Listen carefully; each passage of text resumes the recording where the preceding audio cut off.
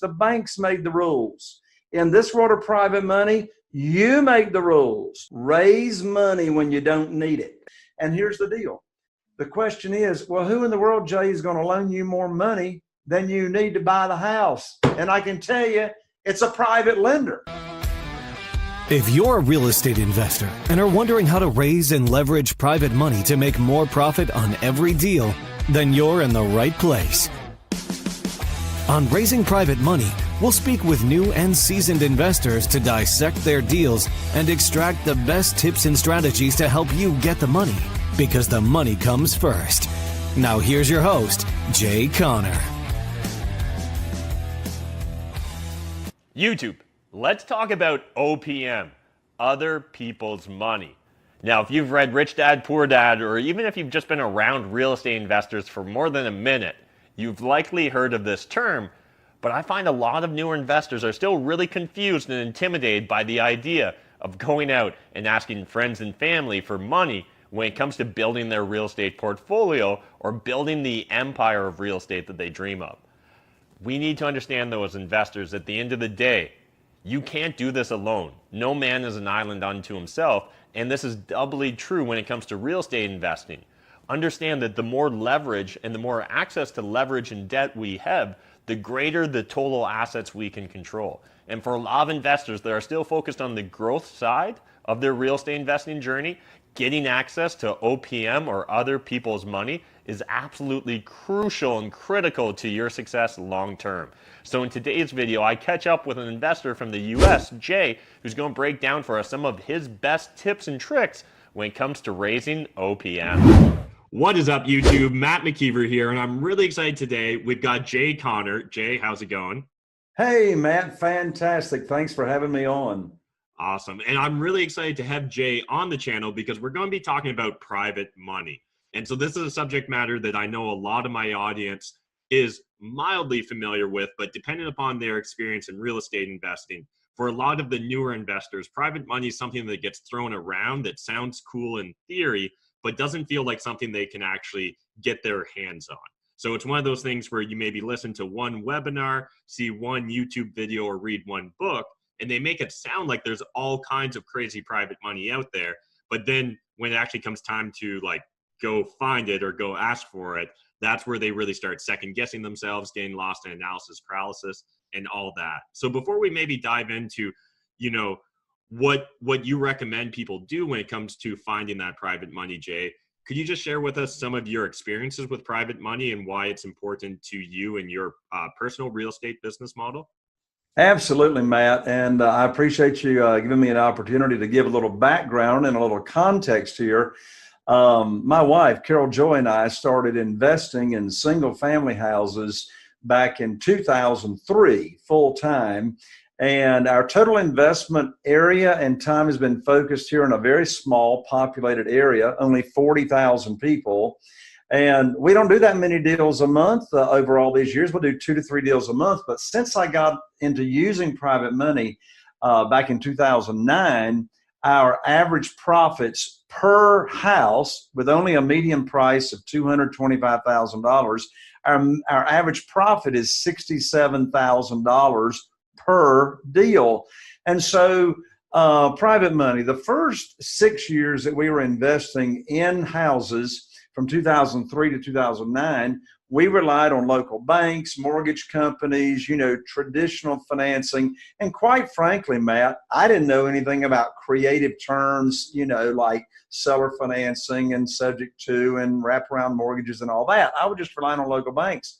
And in January 2009, like the rest of the world, I got cut off with no notice. Boom. I had contracts. I had houses under contract, no way to fund them. And so I was introduced to this world of private money. And when I say private money, I don't mean hard money. I don't mean brokers. I don't mean institutions. I mean private money, doing business with individuals. I also call it relationship money, mom and pop money, if you will. And so it was a huge blessing in disguise to be cut off from the banks, because in less than 90 days, I was able to attract and raise $2,150,000 in funding from private money individuals that I didn't have. So as that was a challenge and actually a blessing in disguise. I tripled my business within the first 12 months of being, introduced to this world of private money. So what's the importance of it?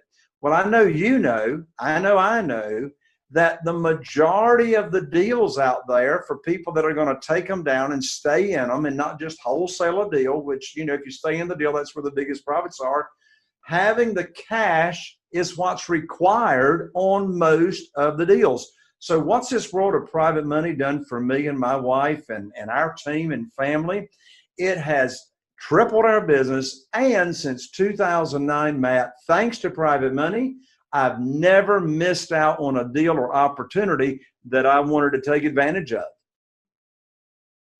That's awesome. And it's definitely a great point there about not missing out on opportunities. I think a lot of people that opt to only look towards the conventional channels for financing their deals, they often find that they have seasoning periods and different things like that they have to abide by, which sometimes really can put a kink into their deal funnel. Before kind of getting into your approach to private lending or private money borrowing, let's first talk about the options that an investor has. So when an investor is thinking about doing a deal, they've really got kind of two choices, right? They can either sell equity or raise debt. And so do you mind just kind of touching upon that and what your perspective is? It sounds like you're normally going the debt route. Yeah. So right now I don't have to guess. I know the exact statistics. So first of all, here in the States, with the environment that we're in right now, finding a deal or finding a house for sale that can be a deal in the multiple listing service listed with a real estate agent or a bank-owned property, that's not where the deals are, right? Anything listed with a real estate agent, I look at and my students look at as a bonus. That's like a bonus. So the deals that we're finding, the majority of them are what we call off-market deals, or houses that people will sell that do not have them listed in the multiple listing service with a real estate agent. Well, here's the statistics after analyzing over 1,000 property lead sheets as of recent. And that is only 13% of all the leads that we get. And I'm a good negotiator, and my acquisitionist has been with me for over 12 years. We know what we're doing when it comes to building rapport and talking with a possible seller over the phone. Well, only 13% of those sellers that don't have houses listed in the multiple listing service will sell to us creatively. Sell using seller financing, subject to the existing note, wraparound mortgages, getting an option, controlling it on a lease option. Only 13%. That means 87% of those other leads, the majority of them, want all the cash. They want all the money, right? And one misconception that some real estate investors have, particularly newer real estate investors, is they may hear that, oh, I only need private money. I only need all the cash for ugly houses. I don't need the cash for what we call pretty deals or pretty houses. I can just buy those on terms. Well, if only 13% of the off-market sellers will sell to us creatively, how about those other 87%? Just last week, I went and looked at a house in Havelock, North Carolina, which is adjacent to where I live. And the after repaired value on that house is $150,000. The sellers are willing to sell it for their payoff of only $75,000. Their motivation is another story, but those are the dollars. And the renovation is less than $10,000.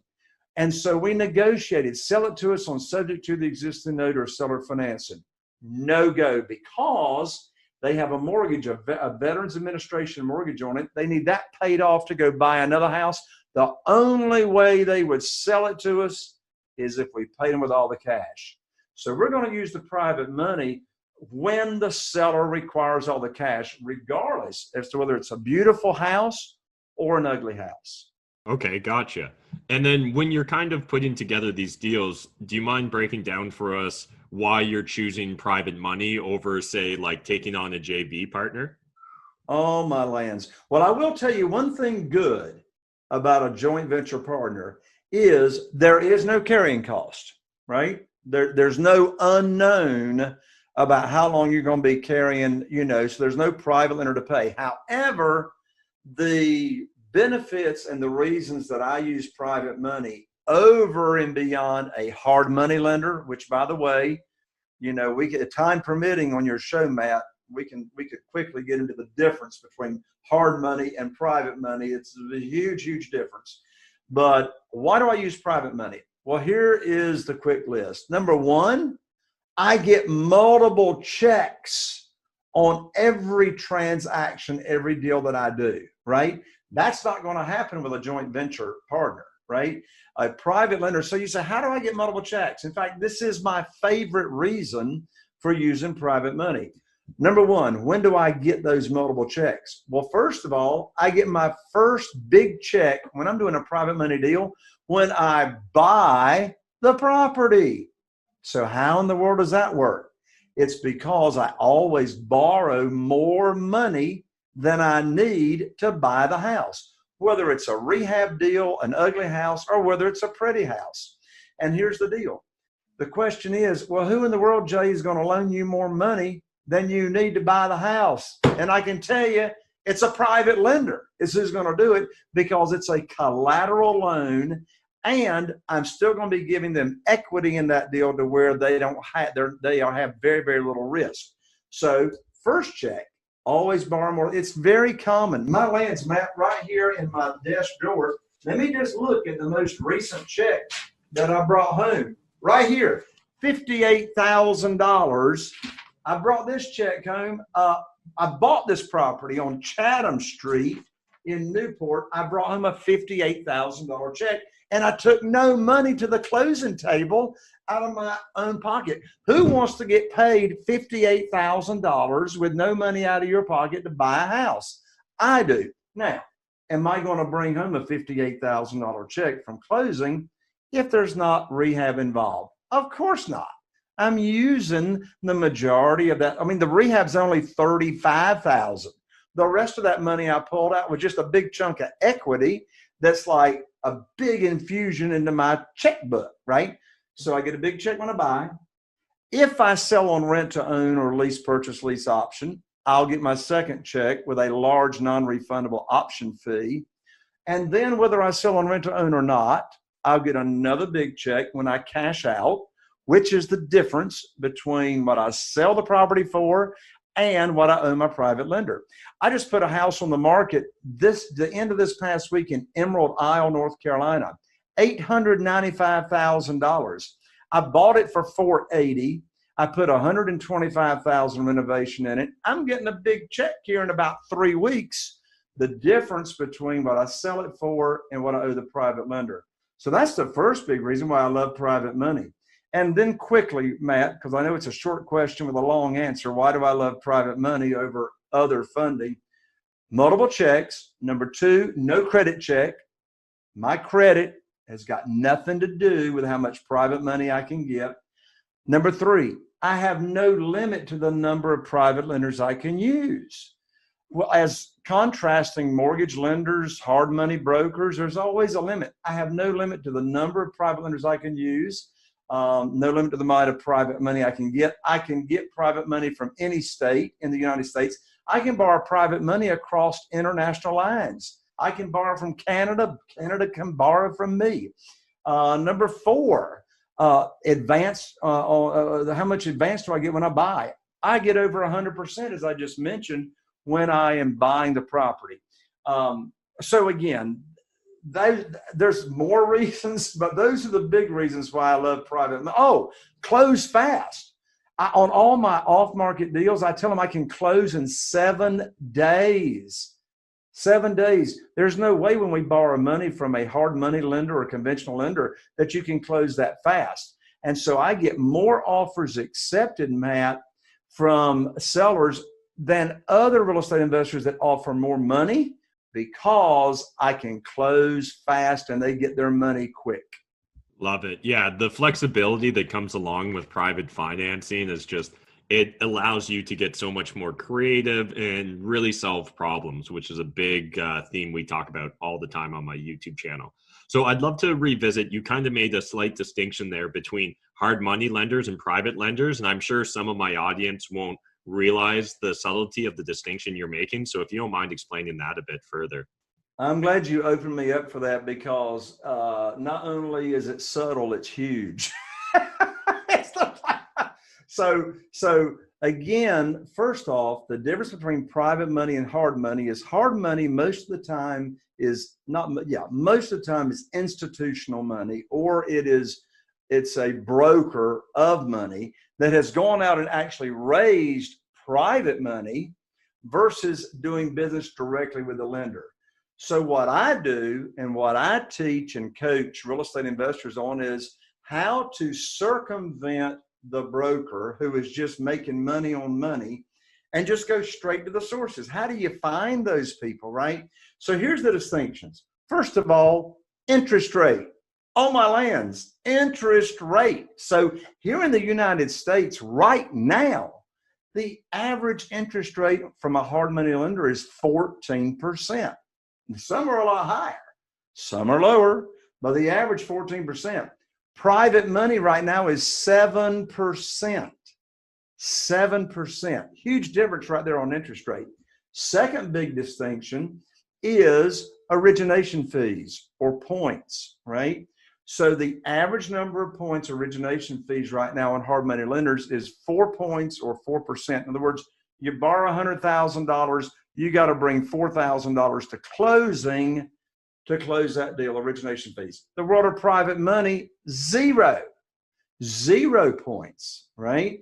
Third distinction is the length of the note.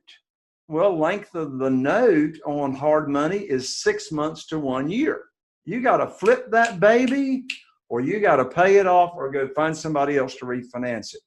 In my world of private money, the term is 2 years to 5 years, okay? So if it's liquid capital and not retirement funds, the notes are 2 years. But in this world of private money, they don't want their money back anyway, right? They want you to keep the money and keep using the money. We do 5-year notes if it is retirement funds. And that's a whole nother podcast show right there, Matt, on self-directed IRAs and becoming educated on that. Like over half of my private lenders are using their retirement funds in the self-directed IRAs. But so anyway, interest rate, origination fees, and then extension fees. So in the world of hard money, if you haven't cashed out in 6 months or a year, there's a good possibility they will extend your note. But what do they want? More money, right? So the average extension fee is 2%.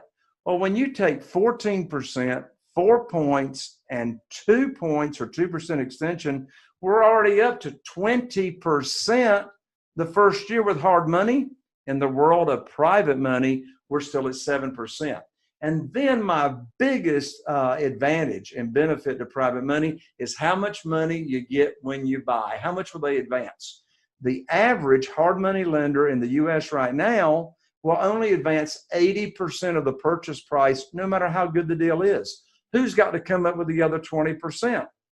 We do, real estate investor. But in this world of private money, we get 100% of our purchase. If there's rehab involved, we get 100% of rehab, and we don't have to pull any money out of our pocket. It's all funded by the private money lenders. Hallelujah. Love it. Yeah, absolutely. That distinction is really important to make between hard money and private lenders. You know, hard money, I really view as being in the business of lending money. And so it's very cutthroat and competitive, and there's not the same room for negotiation or creativity that you get with private lending when you're dealing directly with that private lender. It's much easier to take what you're trying to accomplish and model the way you borrow or the way it gets lent to you in alignment with that. So yeah, I really love that. Do you mind building upon why do people want to privately lend to you? Like, why do people want to be private lenders? Sure. So as we just pointed out, we know why we want to borrow private money, but why would a private lender want to do business with us? 3 big reasons. Number one, the interest rate. I mean, right now, here in the U.S., due to the environment we're in, Did you know the average 12-month certificate of deposit yield at the local bank is 0.22%?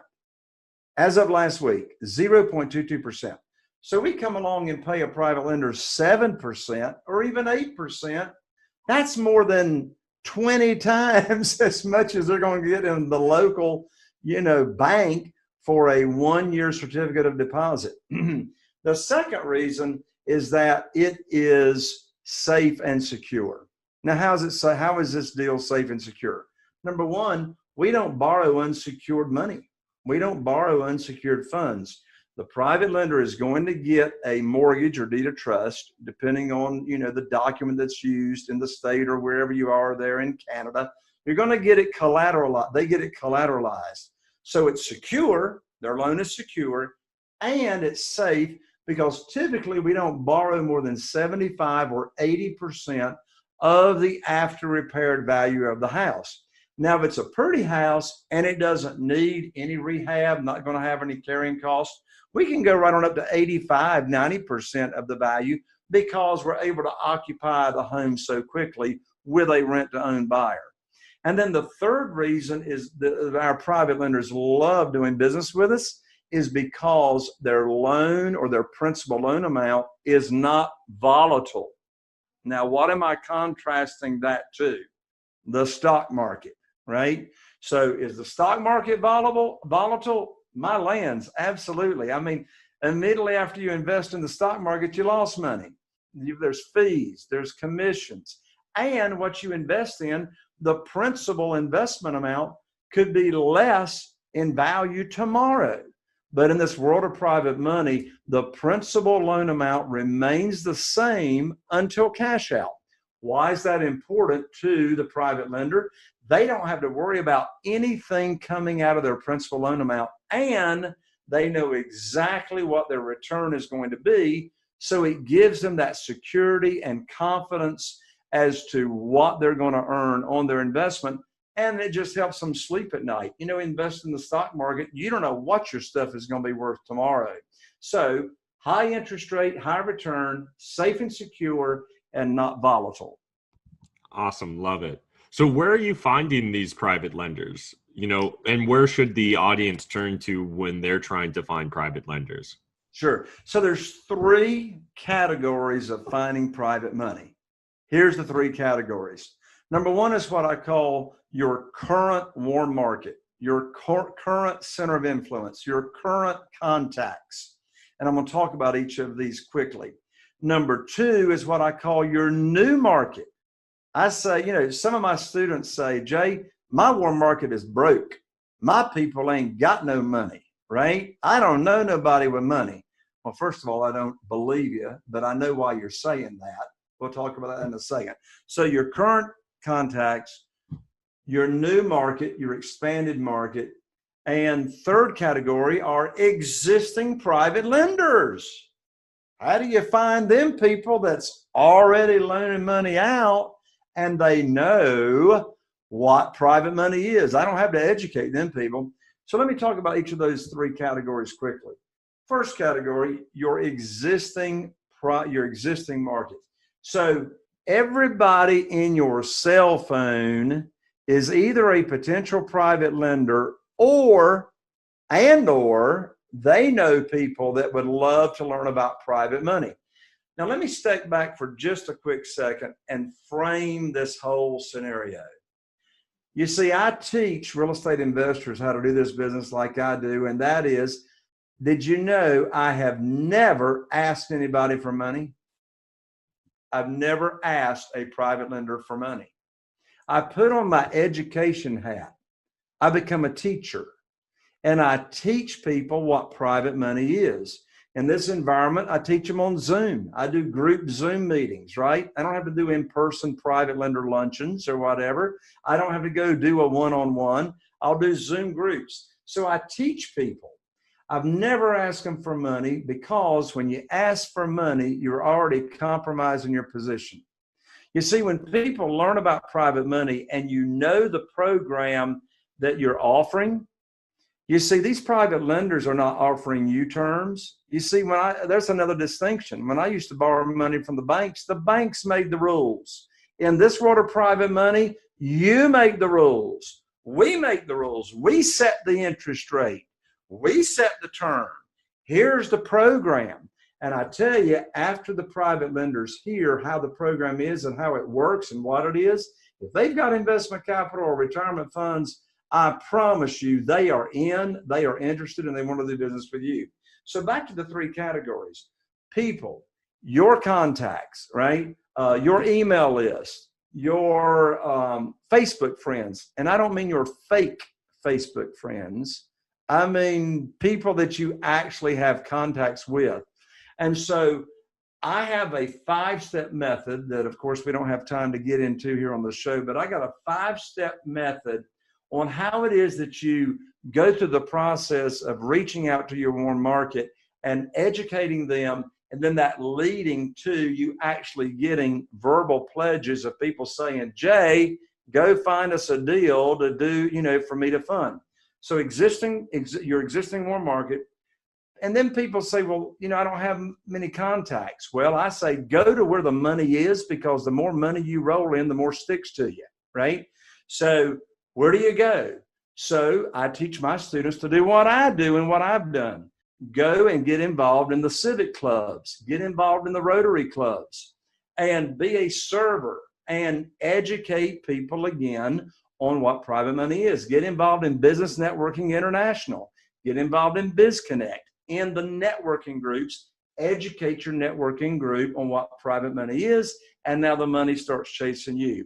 Third category, existing private lenders. Existing private lenders, when you're borrowing secured funds, they're all on public record, right? So public record. When I started out, I hired my real estate attorney's paralegal to search the public records every month for people, individuals in our local area that had loaned money out collateralized by real estate. Then I contact those people, and now I don't educate them on private money. They know what private money is. Now it's an interview process. How much are you accustomed to getting? And when they now tell me they're happy with 5%, I don't try to talk them into 7%, right? So, of course, people that come into my world, I've created a software, or my team has. I am not a technological guy, but I know how to find the people that are. So I have my private lender data feed that we update every month of every private lender loan that has taken place all over the nation. And so that's much easier and quicker to get to existing private lenders than to actually search the public records. But those are the three categories. Got you. Yeah, that's a really interesting way to present it. Appreciate you laying it out for us. So you touched upon briefly how you approach that conversation as an educator. Do you mind just exploring a bit further? Like, what do you actually say to a private lender when you're trying to raise that capital? Sure. So an example script or conversation that, might be taking place over the phone or whatever. Let's say that I'm just calling up my existing warm market, right? I've identified some folks I want to call. Again, I'm not begging. I'm not chasing. I'm not selling. This first initial call is really a pre-qualification, right? And so it might go like this. I might, dial the phone, and let's say I'm calling up someone I know by the name of Wayne, and I've known Wayne for a while. Wayne gets on the phone, and I might say, hey, Wayne, this is Jay. How you doing today? Well, hey, Jay, I'm doing great. Maybe I haven't talked to Wayne in a while, and maybe where he lives, he can still play golf in the midst of all this craziness. I'll say, hey, Wayne, how's your golf game? Fantastic. How are the grandkids? Super. A little bit of chit-chat, but don't chit-chat long, because you need to get right to it. People are busy. And I may say something like, well, Wayne, as you may know, these days I'm investing in single-family houses, or, whatever real estate you're investing in, because this world of private money, Matt, as you know, works for single-family houses, and it works for commercial. It works for small apartments, duplexes, etc. So, as you know, I'm investing in real estate these days, Wayne, and I am now in the midst of taking advantage of the tidal wave of foreclosures that are coming about, and there's going to be a big opportunity to serve a lot of people. As a result, Wayne, I've decided to open up my business to people that I know and trust. There's an important phrase right there. I've decided to open up my business to people that I know and trust. So what I'm doing, Wayne, is I am paying people ridiculous high rates of return. But again, this program is only for people that I know. And in fact, Wayne, this program may not be for you. But Wayne, unless you answer yes to the following question, there's really no need for me to give you any more information. And the question is, do you have investment capital or retirement funds not giving you a high rate of return safely and securely? Now, after I call that the magic question, do you have investment capital or retirement funds not giving you a high rate of return safely and securely? Now, if they say no, I know they're broke because 0.22% is not a high rate of return. But if they say yes, then my next step, which is step 3 in the warm market, is I email them or text them my 16-minute audio called Stress-Free Investing, which introduces them to the world of private money. But you know, Matt, that's what we call the direct approach. My guess is you have a good share of your audience that knows people, that has money, that might be intimidated to ask that direct question. So if you've got another 60 seconds, I'll share with what I call the indirect method. All right? Let's do it. The indirect method is what most of my students absolutely love. And it's actually how I got my first private lender to loan me $250,000 without me asking for any money. Do you want to get control of your financial life? Do you want to crush it in real estate with wholesaling? Do you want to join my full-time team of wholesalers like Mike? Or Shahir? Or what about Tyler? Or Diego? Or what about Amar? All right, and what do we do, boys? We make offers, we buy fast, never gonna miss a deal cause we pay cash. Offers, offers, offers, deals, deals, deals. Tell us, Mr. Seller, what price do you feel? Cause we're Southwestern's biggest source of deals. Boom! So if you guys want to crush it with wholesaling, you need to join my team. And down below, video description, there's all the links you need. The indirect method is what most of my students absolutely love. And it's actually how I got my first private lender to loan me $250,000 without me asking for any money. Here's the indirect method. So I know this person. We've been going to church for years. So we've got the trust, we got the relationship. And it was on a Wednesday night at Bible study at church. And I walked into the church building in the foyer and I walked up to him and I said, have you got a couple of minutes to visit with me on something confidential after Bible study? He said, well, yeah. So I said, great. So we go sit down, an hour goes by. I promise you this individual for an hour did not hear any word of God because he's been thinking for an hour, what's so confidential that Jay's got to talk to me about? So at the end, he comes running over to me. We go to one of the classrooms. He says, what you got in mind? Here's the indirect approach. And I said to him, I said, you know everybody in this town. You've been in business for yourself for decades. You're plugged into the Rotary Club, and I need your help. Wow. Is that an important phrase? I need your help. And here's how I need your help. I'm now opening up my real estate investing business, and it's by referral only. And I'm now paying high rates of return to people that I got some kind of connection with by referral. And so when you run across someone that's not happy with their rates of return on certificates of deposit or the retirement funds, would you refer them to me and I can tell them about my program and how they can get really, really high rates of return safely and securely? He looked at me and guess what he said? He says, well, what are you talking about? What kind of rate of return are you talking about? See, I knew he was loaded, but I'm not asking him directly, right? I'm asking him for his help. I said, what kind of rate of return you got? I said, well, it sort of depends on the deal. What would sound high to you? Now, this was in 2009 when I got cut off from the banks. He said, well, me and my wife are only making about 2%, 2.5% in CDs. I guess high would be about 5%. And just to condense the conversation, Matt, I said, well, I can't pay you 5%, but I can pay you 8%. That led to a one-on-one meeting at their house, and they became my first $250,000 private lender, and I paid them 8%. So by asking for their help to spread the word, if they've got investment capital, they're in. But here's another magic secret sauce that I know we don't have time to go into on your show today. You got to be prepared to share your program. What interest rate are you paying? What are your terms? What's the length of note? What's your maximum loan to value?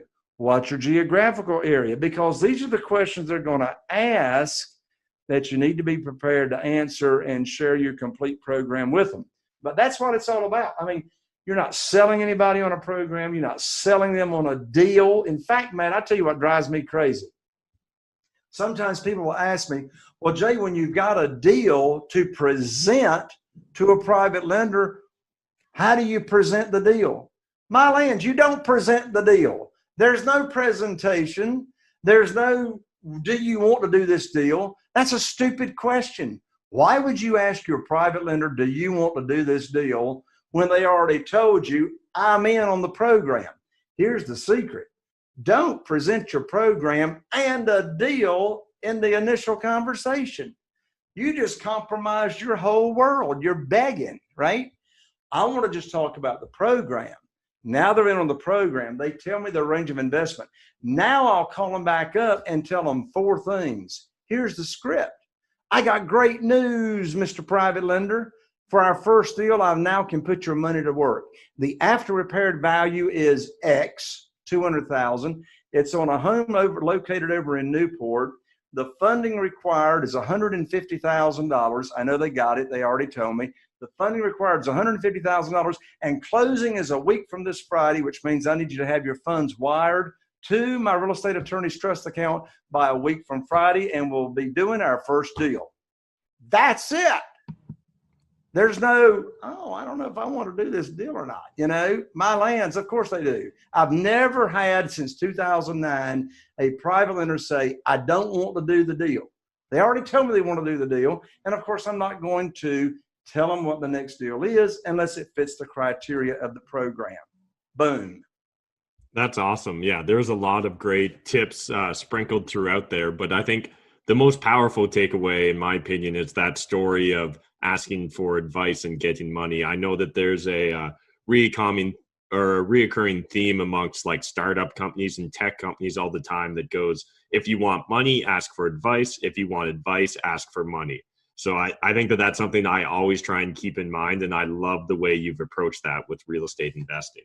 Exactly. And, you know, to that point real quick, Matt, I'm glad you said that I love that. You want advice, ask for money. You want money, ask for advice. So I say put on my teacher hat, be a teacher. However, there may be some people in your audience's influence that they may be intimidated by even putting on a teacher hat. So put on your student hat, put on your mentoree hat and say, look, I've got a new program. I know you know all about business. I need your advice on my program that I've put together. There you go. So you can be a teacher or you can be a student asking for advice from someone about your program. Awesome. Yeah, I love that.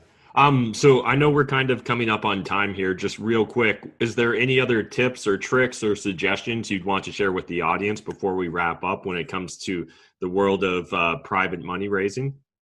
Yes. Raise money when you don't need it. Absolutely.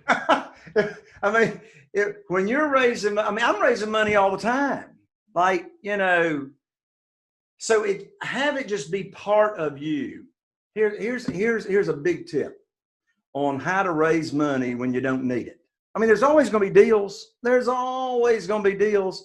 And when you got money sitting on the shelf, burning a hole in your pocket, you think you're going to be more confident? You're going to attract more deals coming to you? But if you got this deal under contract and you don't have any way to fund it, that's like being in an Instant Pot pressure cooker, right? So here's a way you can be raising money all the time when you don't need it. So here's how I introduce myself and how I teach my students to introduce themselves all the time. When you meet somebody new, what's one of the first questions they ask you, and particularly in some kind of social network? Yeah. I mean, What Matt, do you do? what do you do? That's what they always ask you. What do you do? Wouldn't it be really cool, Matt, to answer that question in a way that's curious, arouses curiosity, would lead to a conversation, and lead to getting private money? Most people say, I'm a real estate investor. And the other person that asked the question in their mind is going, that's nice. Like, who really cares that you're a real estate investor? Or I'm an attorney, I'm a plumber, I'm an electrician, I'm a blah, blah, blah, blah, blah. Here's how you answer the question to what do you do? And the answer is, I teach private lenders how to make a lot of money. That's the answer. Now let's analyze that answer. I teach private lenders how to make a lot of money. Number one, they don't know what you said. They do not understand what you said. They did hear that you're a teacher. They also heard make a lot of money, but they don't know what that private lender thing is. So you tell them, I teach private lenders how to make a lot of money, and then shut up. Don't say a word. Just smile at them. And you'll get all kinds of responses like, what? What'd you say? What? You know? And if you don't get a response, that means they weren't listening and they just want to talk. But nonetheless, there's your answer. I teach private lenders how to make a lot of money. I can't tell you how many hundreds of thousands of dollars just answering that question with what do you do? So again, raise the money. There's no pressure. There's always deals. Get money on the shelf and never miss out on a deal again because you didn't have the money. Love it. Yeah, that's a great networking tip. You always want to position yourself or answer that what do you do question where it's going to lead to another question, so it continues the narrative down the path that you were hoping to go. So absolutely love all the tips you've shared today, Jay. And I know that you mentioned right before we were recording this video, you're going to make one of your books available to the audience. So we're going to throw a link in the video description down below. Everyone can go over and grab a free copy of your book. And beyond that, if people want to follow along with you on your journey as a real estate investor, what's the best way to do so, or what's the best way to get in contact? Absolutely. So, in fact, Matt, not only my new book, Private Money and You, you're going to give them the URL for that. You can download it, folks, or I'll actually mail you a hard copy and autograph it for you. But to follow me, I tell you what, I've got a new Private Money Academy membership that I just launched. And Matt, I can give all of your followers and listeners and viewers 4 weeks for free, and you get me twice a month talking about private money, and I answer your questions. If they want to take advantage of that for free, Matt, they can go to www.jayconner, Jayconner, I'm an ER, not an OR, jayconner.com/trial. Awesome. Thanks so much, Jay. Really appreciate you taking the time to just chat with us about private money. Very powerful concept. If as a real estate investor, you can internalize it and then just go out there and actually put in the work to raise that money. Definitely one of the fastest ways to scale your portfolio. Every investor at some point in time is going to have to start using OPM, other people's money, or OPR, other people's resources. I think a lot of us would be better served to jump ahead and really get into private money and raising it right from the start. So thanks again, Jay. Thank you, Matt, for having me on. God bless you. Thanks again to Jay for taking the time to break down for us exactly his approach to raising OPM. I know this can be a very intimidating subject matter for a lot of new investors, but it's absolutely crucial that you get accustomed and comfortable with this concept, because again, you can't do this only with your own money. At some point in time, you're going to have to depend on other people's money and OPR, other people's resources.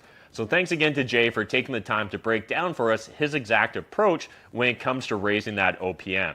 If you guys have any questions about raising OPM, jump in that comment section down below. Hit me up. I'm more than happy to answer those questions, because I remember being that new investor who was really scared of asking friends and family for the opportunity to get access to their money so that I could go buy more real estate. So if you guys enjoyed this video, smash the like button, hit the subscribe button if you're new to my channel, and until next time, remember, making money is a team sport. There's more than enough money in this world for us to all make it, but if you're not saving it, I mean, like, what's the point? Thanks, guys. Are you feeling inspired by the knowledge you gained in this episode? Then head over to jconner.com/moneyguide. That's jconner.com/moneyguide and download your free guide that shares 7 reasons why private money will skyrocket your real estate investing business right now. Again, that's jconner.com/moneyguide to get your free guide. We'll see you next time on Raising Private Money with Jay Conner.